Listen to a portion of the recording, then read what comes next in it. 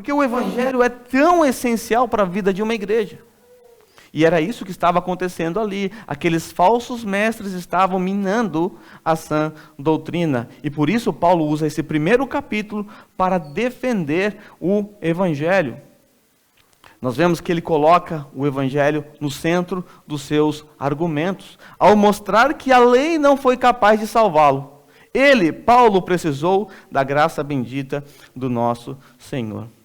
No texto que nós estamos estudando, nesses 3 versos que estudaremos nessa manhã, Paulo continua ainda apontando para os falsos mestres. Inclusive, no versículo 20, ele chega a citar o nome de 2, Himeneu, que também é citado em 2 Timóteo. Ali é dito a respeito dele que ele pervertia a fé de alguns ao ensinar que a ressurreição já havia acontecido. Esse que é citado por Paulo aqui, esse Himeneu, esse falso mestre, ensinava que Cristo já havia voltado. E Alexandre. Nós não temos muitas informações a respeito desse Alexandre, era um nome bem comum naqueles dias, então nós não temos condições de saber quem é, mas sabemos que era um falso mestre, que estava ensinando algo herético naquela igreja, talvez próximo aí do que Himeneu estava ensinando. Também é digno de nota que no trecho que nós vamos estudar nessa manhã, do versículo 18 ao 20, o apóstolo Paulo também fortalece a fé de Timóteo, encorajando-o a essa árdua tarefa. Paulo sabia que a sua tarefa não seria fácil ali. E Timóteo, um jovem pastor, ainda inexperiente, precisava então que o seu pai na fé o fortalecesse. Vai, meu filho, na fé, eu te dou essas instruções segundo as profecias ditas a seu respeito, já proferidas a seu respeito. Eu não vou entrar nessa questão com relação às profecias hoje, porque em 1 Timóteo 4,14, Paulo vai falar a respeito disso. Veja só, 1 Timóteo 4,14, diz assim, Paulo a Timóteo: não negligencie o dom que lhe foi dado por mensagem profética com imposição de mãos dos presbíteros. Quando nós chegarmos no capítulo 4, ali eu tratarei a respeito do dom de profecia e também tratarei a respeito da imposição de mãos. Hoje eu quero me concentrar no versículo 20. Onde Paulo diz que Himeneu e Alexandre foram entregues a Satanás. Certamente, esse não é um texto fácil. Certamente, esse é um texto um pouco estranho. Se alguém na fábrica chegasse para você e perguntasse: olha, eu li esse texto, eu li o versículo 20 aqui, e aqui está escrito que Himeneu e Alexandre foram entregues a Satanás, o que significa isso? O que é entregar alguém a Satanás, ou que macumba gospel é essa? Como assim, amarrar a foto da pessoa na boca do sapo em nome de Jesus? O que será que está acontecendo aqui? De fato, se nós não tivéssemos um texto correlato explicando isso aqui, nós simplesmente não entenderíamos o que Paulo queria dizer, íamos supor várias coisas. Então hoje eu quero tratar de um assunto fundamental para a vida de uma igreja, e que é referente a esta entrega a Satanás. No sermão de hoje eu não vou explicar sobre o que é essa entrega, mas vocês já vão deduzir. Mas no próximo sermão eu vou usar um texto equivalente a esse, e aí nós vamos entender claramente o que é entregar a Satanás. Mas hoje eu tenho certeza que até o fim desse sermão você já vai entender o que é entregar a Satanás. Mas se você não entender, você vai ficar de recuperação. Na próxima semana tenho certeza que você vai aprender. Hoje eu quero tratar então de uma doutrina esquecida no cenário evangélico. A doutrina da disciplina eclesiástica. A disciplina eclesiástica é um termo em risco de extinção no atual vocabulário cristão. Desde que os princípios do pós-modernismo encontraram lugar no seio da igreja, então qualquer conceito que ameace o individualismo, a liberdade de escolha quanto ao estilo de vida e comportamento, é visto como arcaico, fora de moda e ultrapassado. O pós-modernismo defende uma ideia de que, puxa, você é livre, você pode fazer o que você quiser, você não deve satisfação a ninguém. Você quer pintar seu cabelo de azul, amarelo, cor de abóbora, você faz. Você quer viver uma vida devassa, você vive. A sua vida não diz respeito a ninguém. É isso que o pós-modernismo trouxe como consequência dos seus pensamentos filosóficos: individualismo e liberdade.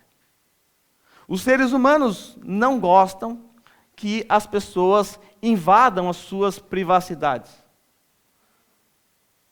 as suas escolhas. Ok. Fora de um conceito de membresia, de fato, você pode viver a sua vida individual, pode fazer o que você quiser, viver uma vida de pecado, você pode abraçar homossexualismo, você pode fazer o que você quiser. Porém, se você é membro cristão, um discípulo de Cristo, e membro de uma igreja local, saiba, aquilo que você faz diz respeito a toda essa comunidade. Quando eu não andar segundo os padrões da palavra de Deus, não pense, a vida é do pastor, ele faz o que ele quiser. Não, vocês são responsáveis pelas minhas atitudes. Vocês deverão me corrigir. Deverão me disciplinar. E assim com todos. Nós não podemos fazer vistas grossas aos pecados alheios. Nós não podemos olhar aqueles irmãos mais fracos na fé, que não estão aqui, que não participam, ou que você sabe que está fraco, e simplesmente falar, isso é problema do pastor. Não, é problema seu também. É problema meu também. É problema dessa comunidade. Então, tudo o que acontece dentro da membresia local, ou com um membro dessa comunidade, é de responsabilidade de todos os membros. Isso se chama cuidado, discipulado. Mas, infelizmente, esse conceito é visto como algo arcaico, fora de moda, ultrapassado, do século passado. Isso porque a nossa sociedade vive embebida pelos venenos destilados pelo pós-modernismo, de forma que qualquer conceito de disciplina hoje é visto com maus olhos.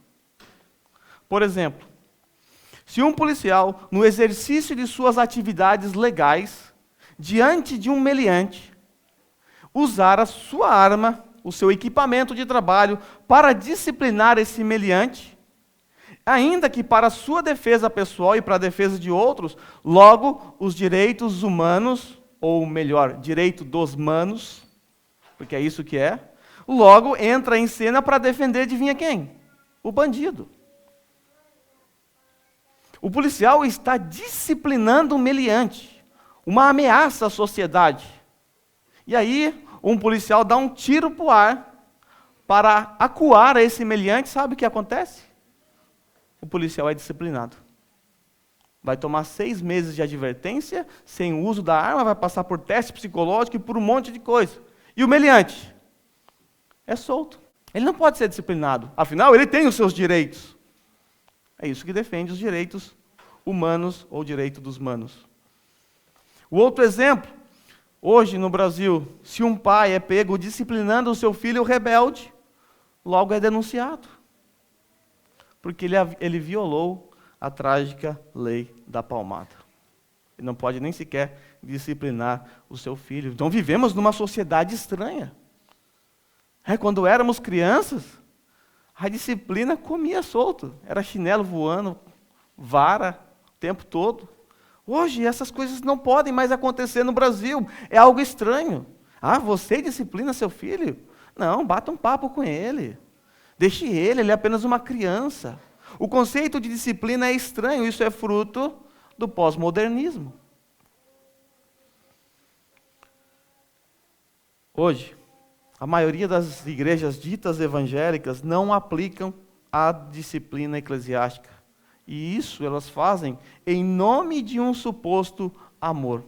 Porque se numa sociedade secular a disciplina é estranha, como a de um policial, como a de um pai para com um filho, imagine numa igreja, alguém ser disciplinado. Espera aí, Jesus é amor. Deus é amor, isso não está estranho ao evangelho, não? Como é que pode a igreja evangélica, que se diz cristã, colocar pessoas ou disciplinar pessoas? Isso em nome de um suposto amor. Na semana que vem nós vamos ver que as bases da disciplina é o amor. O próprio Deus diz que nos disciplina porque nos ama. Nós devemos disciplinar nossos filhos porque nós amamos. E a disciplina eclesiástica também é por conta do amor. Amor, em primeiro lugar, para com Deus, que determinou que as coisas fossem assim, e amor para com o próximo, visando o bem do próximo. Mas isso nós veremos na semana que vem. Outras igrejas aplicam uma disciplina estranha. Disciplina esta que mais se assemelha a um sistema de penitência dos católicos. Sistema de penitência dos católicos. Vamos pensar, por exemplo, num músico. O cara toca lá guitarra lá no louvor, e aí ele cometeu um pecado, aí o pastor então chega e fala, agora 6 meses de banco. 6 meses sem ceia, 6 meses sem tocar.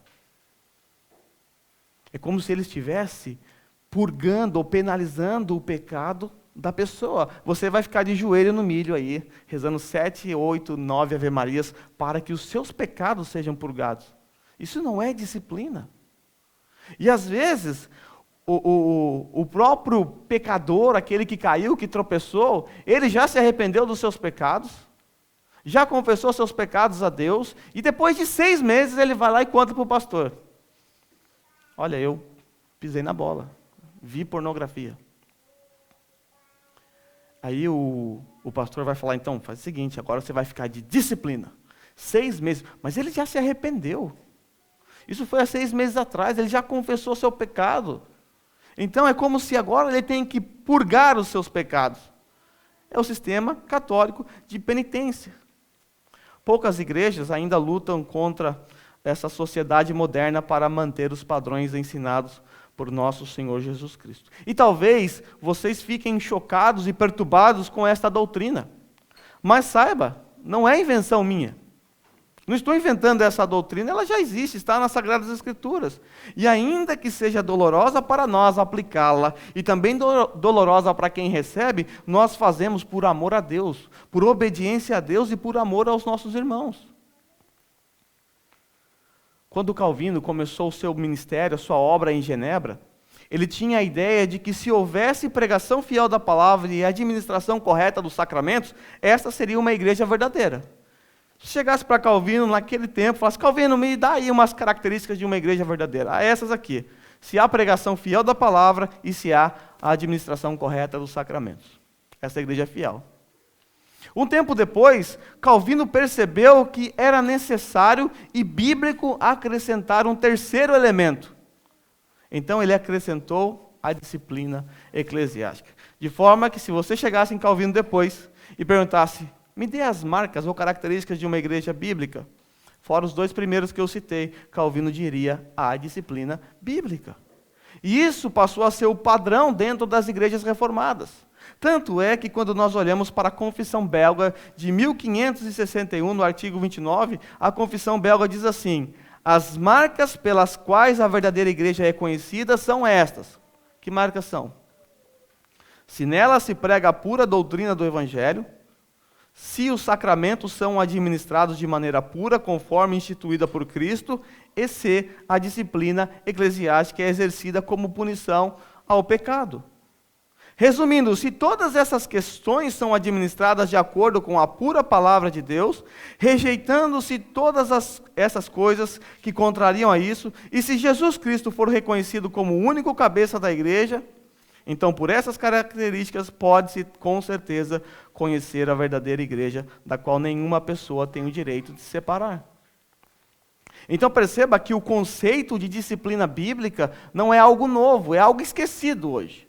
É algo abandonado, mas que já na reforma protestante era algo que determinava, que apontava para uma igreja bíblica, uma igreja verdadeira. Era uma característica de uma igreja verdadeira.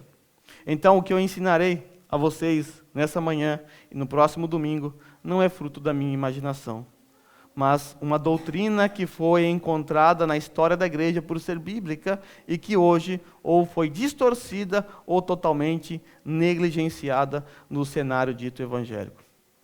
É de fundamental importância, então, que os membros dessa igreja e os candidatos à membresia estejam cientes dessa doutrina. Porque se um dia vocês precisarem passar por um processo de disciplina, o faremos. mesmo com dor no coração, mas o faremos por amor a Deus e amor a vocês. Então aprenda essa doutrina, porque se um dia houver disciplina aqui nessa igreja, ou você estará no processo, ou você estará sendo disciplinado. Você estará junto com a comunidade aplicando a disciplina bíblica, ou você estará recebendo a disciplina bíblica. Por isso você precisa conhecer muito bem essa doutrina. Mas vamos para definições. Eu sempre gosto de definições. O que é disciplina eclesiástica? Em termos gerais, podemos dizer que é uma das partes do processo do discipulado. Em termos gerais, a disciplina eclesiástica é uma das partes do processo de discipulado. Aquele em que corrigimos o pecado e apontamos ao discípulo o melhor caminho. É isso que é disciplina. Em termos gerais. Ser discípulos é, entre outras coisas, ser disciplinado. No processo de discipulado, nós devemos entender que existe o processo instrutivo e o processo corretivo.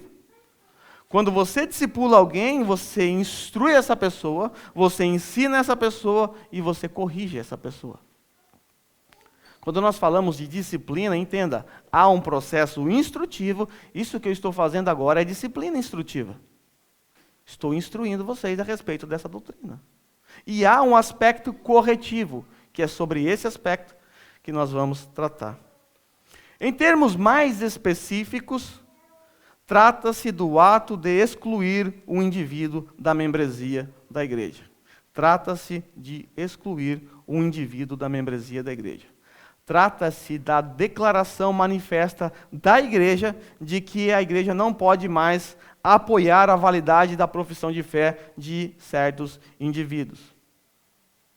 É isso que a disciplina bíblica é. Quando alguém for trazido para a igreja para ser disciplinado, quando chegar no último passo, que eu já vou explicar daqui a pouco para vocês qual é, quando nós chegarmos nesse último passo em que toda a igreja tem que saber do pecado, então a igreja deverá se manifestar contra tal pecado publicamente. A igreja dirá com isso que não pode mais apoiar a validade da profissão de fé de tal indivíduo. Se alguém, como Himeneu e Alexandre, aqui nesse texto, começar na igreja a disseminar doutrinas heréticas,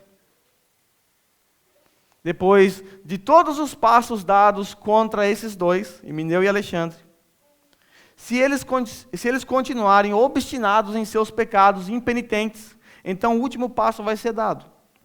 E nesse último passo, toda a igreja, toda a comunidade deve ser envolvida.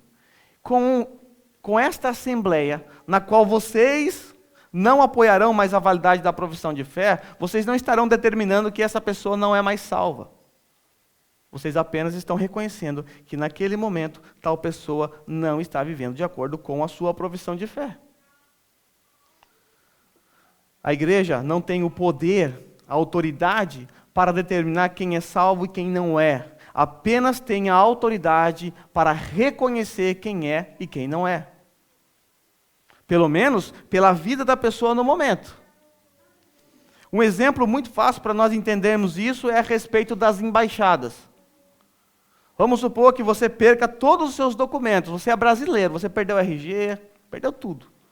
Aí você vai na embaixada. A embaixada, ela não tem autoridade para fazer você se tornar um brasileiro. Pode chegar japonês e falar, eu quero ser brasileiro aqui, como é que faz? A embaixada não tem autoridade para isso. A autoridade apenas reconhece se você é um brasileiro ou não. Então você chega na embaixada sem nenhum documento, sem provas de que você é um brasileiro. Então a embaixada vai pegar os seus documentos japoneses e vai pegar o seu nome e vai investigar sobre a sua vida. Realmente, ele nasceu no Brasil, nasceu lá em Taubaté. Em 1982, ele é um brasileiro. Então ela emite um documento para você, reconhecendo que de fato você é um brasileiro. É isso que esse é o poder e a autoridade que a congregação tem, apenas de reconhecer. Quando alguém estiver em pecado no meio da igreja e chegarmos a esse ponto, a igreja apenas vai dizer: os seus documentos estão irregulares. Não posso te dar um visto Não posso te dar uma autorização, não posso reconhecer você como brasileiro. Eu não tenho evidências, eu não tenho provas. Então você precisa arrumar, acertar a sua vida, os seus documentos. Se você chegar lá no consulado japonês apenas com a lábia falando, olha, eu sou um descendente de japonês, eu quero ir para o Japão, me dá aí o visto. Você acha que ele vai te dar? Não vai. Ele vai embora. Volte aqui com documentos decentes, com algo que comprove que realmente você é um descendente. E é isso que a igreja faz no processo de disciplina quando nós chegamos na exclusão. Nós apenas avaliamos a pessoa e, poxa, esse documento não está de acordo. Você diz aqui que é um discípulo de Cristo, mas você é impenitente, você não se arrepende dos seus pecados. Então, nós não podemos carimbar o seu passaporte. Volte depois de acertar a sua vida.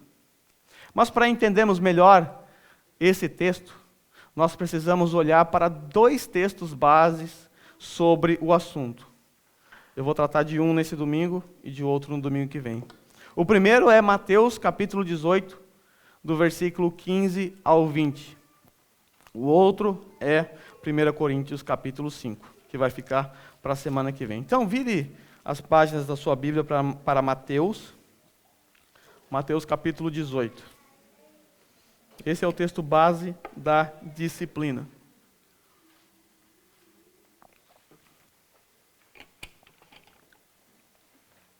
Quando nós pensamos em disciplina, existem 2 vias.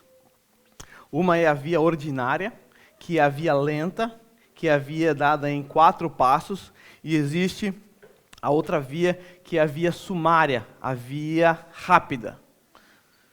Deve ser aplicado imediatamente. Mateus capítulo 18, versículo 15 a 20. Esse texto tenho certeza que todos vocês conhecem. Jesus está instruindo os seus discípulos a como tratar a ofensa, os pecados dos irmãos. Diz assim o versículo 15. Se o seu irmão pecar contra você, vá e a sós com ele, mostre-lhe o erro. Se ele o ouvir, você ganhou o seu irmão. Nós temos aqui no processo de disciplina que começa aqui dentro dessa via ordinária ou via lenta, nós temos o primeiro passo a ser dado dentro do processo de disciplina. Se você está na igreja, você é membro dessa igreja e você percebe um dos membros cometendo esse pecado aqui, ou cometendo algum tipo de pecado, você deve dar esse primeiro passo. Qual é o primeiro passo? O primeiro passo que geralmente as pessoas dão é ligar para o pastor. Tá vendo o irmão fulano, a irmã ciclana? Então, pisou na bola. Vai lá. Esse é o primeiro passo que geralmente as pessoas dão. Mas não é isso que o Senhor Jesus Cristo diz no processo de disciplina. Se o seu irmão pecar contra você, e existe a possibilidade desse contra você nem estar no texto, é bem provável que nos manuscritos anteriores, antigos, esse contra você nem está, mas de qualquer forma isso não muda nada.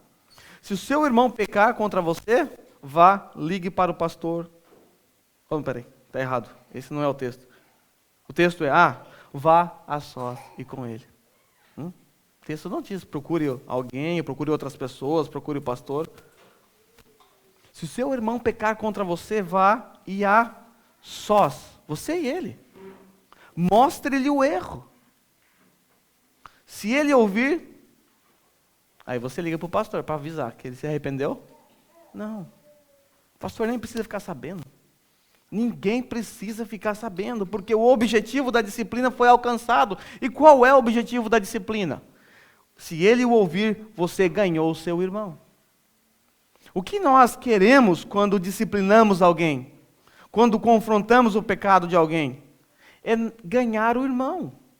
Se não for esse o objetivo ou o propósito do seu coração, ou confrontar o pecado de alguém, então se cale. A sua forma de confrontar será pecaminosa. A sua intenção será pecaminosa. A nossa intenção deve ser ganhar o nosso irmão. Então, o primeiro passo é um passo individual. O irmão está em pecado?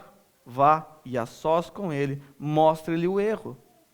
Se ele te ouvir, acabou o problema, resolvido. Ponto final. Ninguém precisa ficar sabendo, somente os envolvidos. Mas, se ele não se arrepender, o versículo continua, e nós entramos agora no segundo passo. Mas, se ele não o ouvir, leve consigo mais um ou dois outros, de modo que qualquer acusação seja confirmada pelo depoimento de 2 ou 3 testemunhas. Aquele irmão, ele não ouviu, depois de confrontá-lo algumas vezes, não é apenas uma vez, mas você pode confrontar várias vezes. Ele não ouviu, continuou impenitente, não se arrependeu. Então Jesus nos diz que devemos levar mais um ou dois outros, de modo que qualquer acusação seja confirmada pelo depoimento de 2 ou 3 testemunhas. O Senhor Jesus está utilizando do padrão judicial encontrado em Deuteronômio 19:15, que diz: uma só testemunha não é suficiente para condenar alguém a algum crime ou delito. Qualquer acusação precisa ser confirmada pelo depoimento de 2 ou 3 testemunhas. O Senhor Jesus pede, então, aos seus discípulos que nesse segundo passo leve 2 testemunhas. Qual é a função dessas testemunhas? A função dessas testemunhas é ajudar no processo, protegendo o acusado de ser julgado injustamente. Então, compete a estas testemunhas avaliar o caso de forma neutra em busca da verdade. Será que essa acusação se sustenta? Será que é isso mesmo? Será que é verdade o que eu estou ouvindo? Será que é um mal-entendido?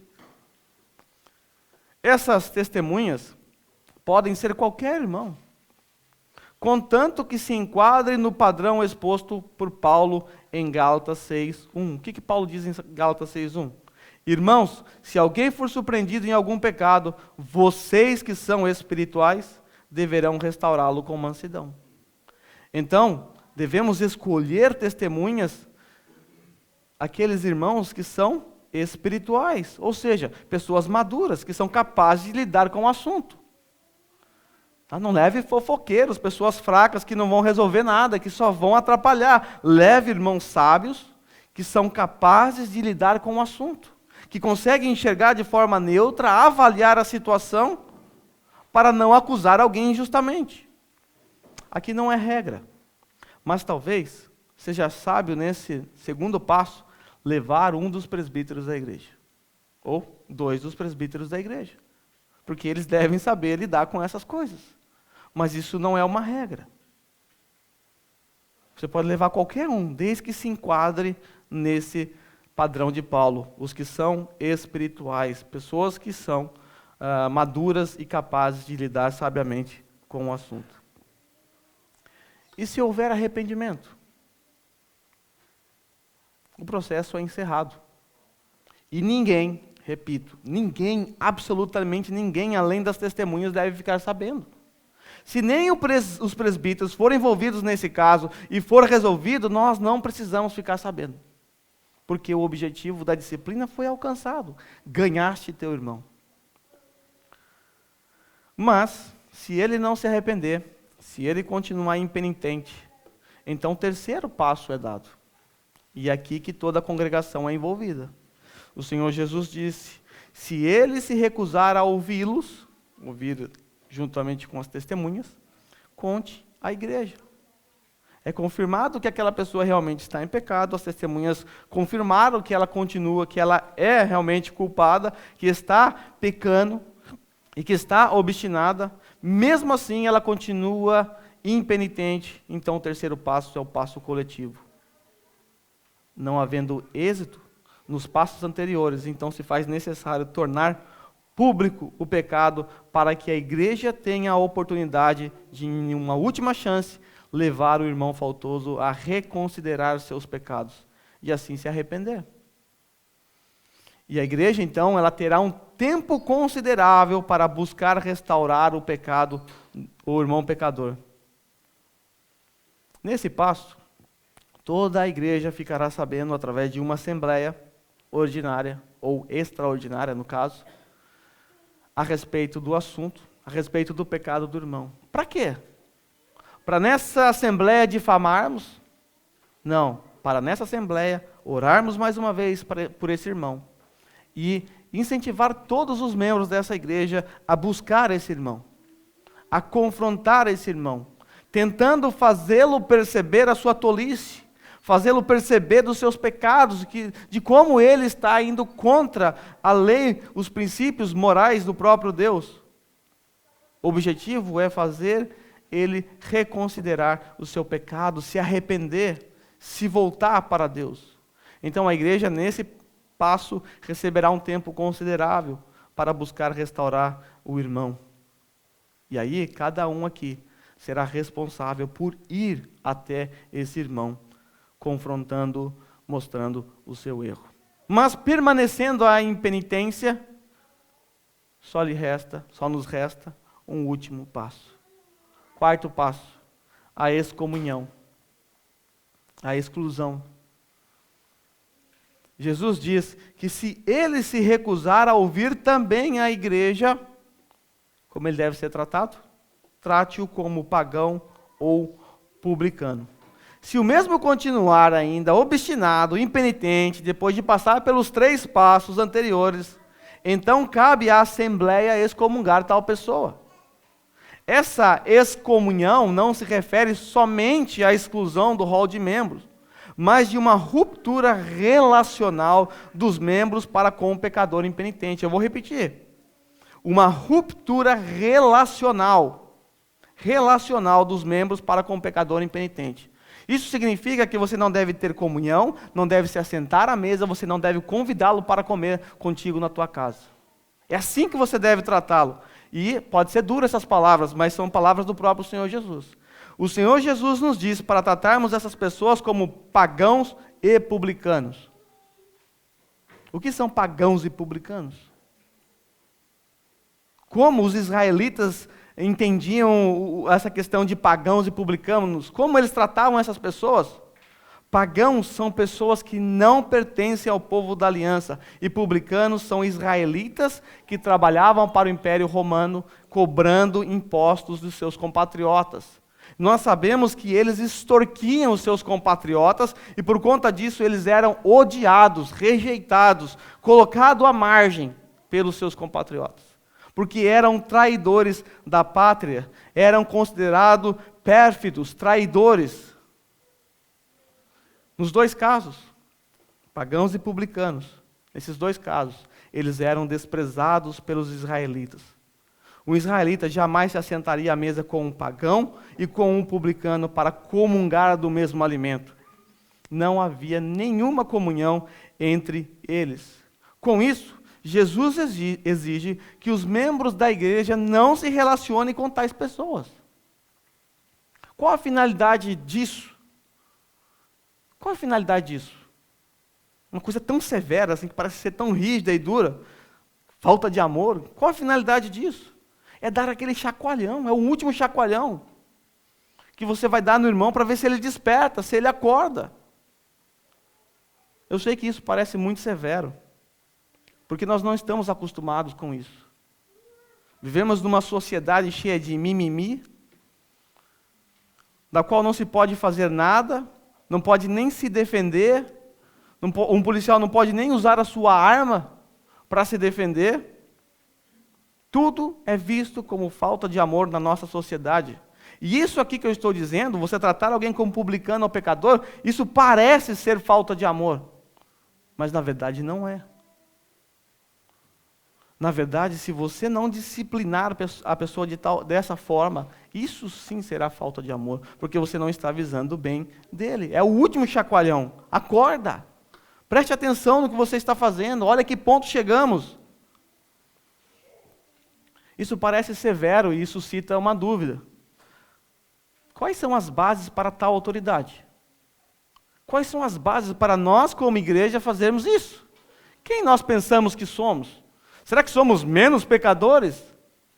Será que somos melhores, os santões? Quem nos deu esta autoridade? O Senhor Jesus.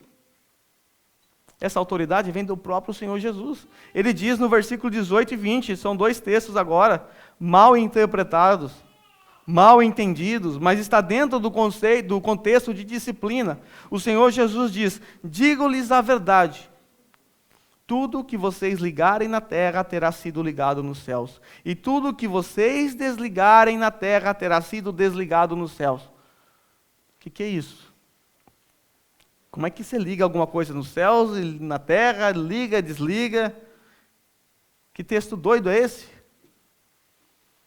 Não tire de sua mente. Estamos num contexto de disciplina eclesiástica. Aí Jesus continua dizendo, outro texto mal interpretado. Também lhes digo, se 2 de vocês concordarem na terra em qualquer assunto sobre o qual pedirem, isto lhes será feito por meu Pai que estás nos céus. Pois onde se reunirem 2 ou 3 em meu nome, ali estou no meio deles. Olha, se 2 de vocês concordarem na terra acerca de qualquer assunto. Eu já vi pessoas usando esse texto dessa forma. Irmão, eu vou ter que fazer um exame médico aí e tal, eu não quero estar com essa enfermidade. Então, o texto diz, se 2 concordarem a respeito disso, então eu não vou ficar doente. Então, vem aqui concordar comigo na minha oração. Será que é isso? Concordem comigo, eu vou orar pedindo aqui uma Ferrari. Será que eu vou ganhar uma Ferrari? É evidente que não. Jesus não está prometendo isso. Jesus está dizendo que nesse contexto de disciplina eclesiástica, quando 2 concordarem na terra sobre o que pedirem, terá sido feito. O que é que está sendo pedido? Olha aí o versículo anterior, versículo 18. Tudo que vocês ligarem, terá sido ligado. Tudo que vocês desligarem, terá sido desligado. E aí o último texto. Pois onde se reunirem 2 ou 3 em meu nome, ali eu estou no meio deles. Outro texto também mal utilizado. Você vai começar uma reunião de oração, aparece 4 pessoas. E aí o dirigente vai lá, irmãos, vamos começar, não veio muita gente hoje, mas vamos começar porque o Senhor está aqui, porque onde estiverem 2 ou 3 reunidos em meu nome, eu estarei ali. É óbvio que o Senhor está ali, assim como está na sua casa quando você ora sozinho. O texto não tem nada a ver com o Senhor Jesus estar presente numa reunião de oração por causa de 2 ou 3 reunidos no nome dele. O que o Senhor Jesus está mostrando nesse texto é que quando o processo de disciplina ocorrer, ele estará lá no meio desse povo. Ele estará no meio da assembleia dando o seu aval, concordando com o que está sendo feito. Então o que é feito é com base na autoridade dele. A autoridade vem do próprio Senhor Jesus Cristo. Mas para a gente entender melhor essa autoridade, e entender melhor o que é esse ligar e desligar, nós precisamos voltar 2 páginas da nossa Bíblia. Mateus 16.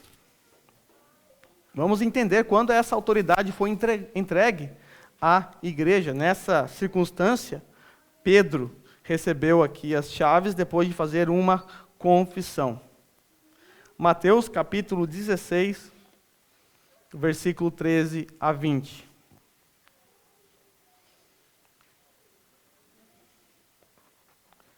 Chegando à região de Cesareia de Filipe, perguntou aos seus discípulos, quem os outros dizem que o Filho do Homem é? Eles responderam, alguns dizem que é João Batista, outros Elias, e ainda outros Jeremias ou um dos profetas. E vocês? Perguntou ele, quem vocês dizem que eu sou? Simão Pedro respondeu, tu és o Cristo, o Filho do Deus vivo. Nós temos aqui uma confissão. Respondeu Jesus, feliz é você, Simão, filho de Jonas. Nós temos aqui o confessor. Nós temos a confissão e o confessor. Porque isto não lhe foi revelado por carne ou sangue, mas por meu Pai que estás nos céus. Eu lhes digo que você é Pedro, e sobre esta pedra edificarei a minha igreja, e as portas do Hades não poderão vencê-las. Eu lhes darei as chaves do reino dos céus. O que você ligar na terra terá sido ligado nos céus, e o que você desligar na terra terá sido desligado nos céus. Então advertiu os seus discípulos que não contassem a ninguém que ele era o Cristo. Percebe a semelhança das palavras? Eu vou dar a você, Pedro, nessa circunstância, as chaves do reino. O que Pedro fez que deu a ele o direito de receber essa chave do reino, essas chaves do reino, para ligar e desligar algo? O que Pedro fez? Com base no que Pedro recebeu as chaves para ligar e desligar? As bases estão na confissão que Pedro fez. Pedro fez uma confissão. Ele confessou que o Senhor Jesus é o Cristo, o Filho de Deus. E com base na sua confissão, então Pedro recebe as chaves. Esse é aquele tipo de texto que muitos protestantes têm medo, né? Porque o catolicismo romano utiliza esse texto de forma errada, evidentemente, para provar que que Pedro foi o primeiro Papa. Porque Jesus entregou na mão de Pedro as chaves do reino. E aí, se você vai numa igreja católica que tem a imagem do Pedrão lá, né? Você vai ver ele sempre com uma chave. Pedro, o primeiro Papa, e depois os outros papas vieram. Então, hoje a chave está com quem no catolicismo romano? Com o Papa atual. Ainda com todas as suas lambanças, com as asneiras que ele vem falando, ele está com a chave. É isso que os católicos acreditam. Mas será mesmo que a chave foi entregue somente para Pedro? Bem, se nós não tivéssemos Mateus capítulo 18, que é o texto que eu acabei de ler com vocês, nós poderíamos até ser confundidos por um católico. Mas quando nós chegamos em Mateus capítulo 18, nós descobrimos que essa chave está nas mãos da igreja. Está nas mãos dos confessores. Está nas nossas mãos. Porque nós somos os verdadeiros confessores. As chaves foram entregues nas nossas mãos. Jesus disse a Pedro: eu lhes darei as chaves do reino dos céus, e o que você ligar na terra terá sido ligado nos céus, e o que você desligar na terra terá sido desligado nos céus. Alguma semelhança com Mateus 18? 2 capítulos à frente, o Senhor Jesus repete as mesmas palavras, se referindo à igreja. Ainda que a palavra chaves do reino não apareça ali, pelo contexto, pela proximidade, pela utilização das mesmas palavras, fica-nos evidente que ligar e desligar é uma referência a incluir a membresia e excluir da membresia.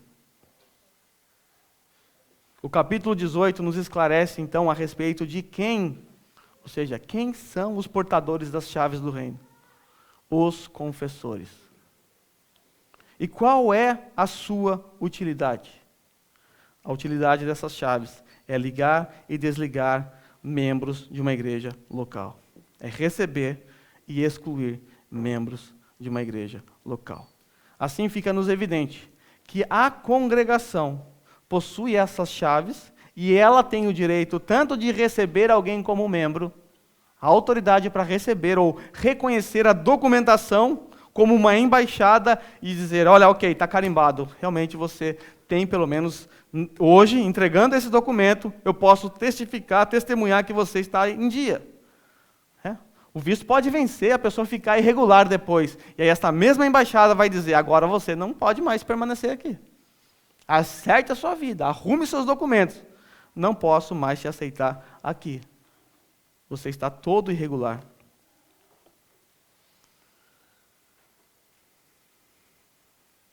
Assim, quando alguém aparecer na igreja como um candidato a ser membro dessa igreja, eu quero que vocês tenham esse conceito em mente. Vocês deverão avaliar a vida dessa pessoa. Quando alguém é apresentado como candidato a ser membro dessa igreja, no dia em que houver uma assembleia a respeito disso, quando o nome dessa pessoa for apresentado em assembleia, vocês terão que votar. Mas quais serão as bases da votação de vocês? O que vocês devem avaliar na vida dessas pessoas? É legal, está frequentando bastante? Será que é só isso? Vocês devem ter em mente a responsabilidade que recai sobre a congregação quando nós levantamos as mãos para dizer, nós reconhecemos esse irmão como membro. Sabe o que você está dizendo? Eu reconheço essa pessoa como um cidadão do reino. Mas será que você realmente se aproximou dessa pessoa? Será que você realmente andou um pouco com ela, investigou para ter certeza disso? O mesmo acontece no batismo. Quando nós batizamos, geralmente os olhos se voltam para quem está sendo batizado, não é verdade? Os olhos se voltam para o confessor batizado. Mas vocês se esquecem que existe alguém que está batizando. E quando eu estou batizando alguém, o que eu estou fazendo? Eu estou dizendo que eu concordo com esse batismo. Eu estou afirmando que realmente eu reconheço na vida dessa pessoa que a sua confissão é verdadeira. Do contrário, eu nem batizaria. O conceito de membresia, de aceitar alguém como membro, envolve esse mesmo processo. Nós somos a embaixada do reino. Nós devemos olhar os documentos, não devemos erguer a mão por qualquer coisa. O Senhor Jesus nos deu esta autoridade. A mesma coisa acontece se você menosprezar esse tipo de assembleia. Se tivermos uma assembleia para votar, receber ou excluir um membro, você fala, eu não vou porque eu não gosto dessas coisas. Olha, saiba, você está menosprezando a autoridade que o próprio Cristo te deu. Jesus te deu autoridade para ligar e desligar, receber e excluir. Se você menospreza ou faz de qualquer jeito, você está menosprezando a autoridade que o Senhor Jesus Cristo te deu. Isso é uma coisa muito terrível. Na semana que vem, eu quero tratar a respeito de 1 Coríntios capítulo 5. Ali nós vamos ver uma via rápida, uma via sumária. Nós vamos ver que a mesma expressão usada por Paulo aqui em Timóteo, entregar a Satanás, aparece ali também. E naquela ocasião, então, nessa circunstância, nós aprenderemos a respeito dessa segundo passo dentro do processo de disciplina, essa via mais rápida. Mas para concluir, ainda que seja duro para nós executar essa doutrina, ainda que avaliando de acordo com a sociedade em que nós estamos inserindo, essa sociedade pós-moderna, isso cheire a falta de amor ou coisas assim, nós devemos fazer isso em obediência e amor ao nosso Senhor, porque é Ele que determina como a igreja deve funcionar e não nós. Vivemos em tempos em que cada pastor ou cada igreja determina como a igreja deve funcionar, e não deve ser assim. A Bíblia deve determinar como a igreja deve funcionar, e o Senhor Jesus Cristo nos trouxe essa instrução a respeito da disciplina eclesiástica. Que o Senhor Jesus livre esta igreja de chegar ao quarto passo da disciplina ordinária. Mas, se chegarmos a esse passo, tivermos que passar, que o Senhor nos ajude a nos mantermos fiéis à palavra dEle. Não aquilo que gostamos. Que o Senhor nos ajude, quando esse último passo for dado, que o Senhor nos ajude a obedecer o que Ele disse a respeito de tal pessoa. Devemos tratar como publicano e pagão. Não vai ser fácil para ninguém. Não vai ser fácil para quem está disciplinando, no caso a igreja, e também para quem recebe a disciplina. Mas Deus disciplina aqueles a quem ama. E às vezes, Ele faz isso através da igreja. Outras vezes, Ele te disciplina por outros meios. Mas, geralmente, Deus faz isso através da própria igreja. Oremos.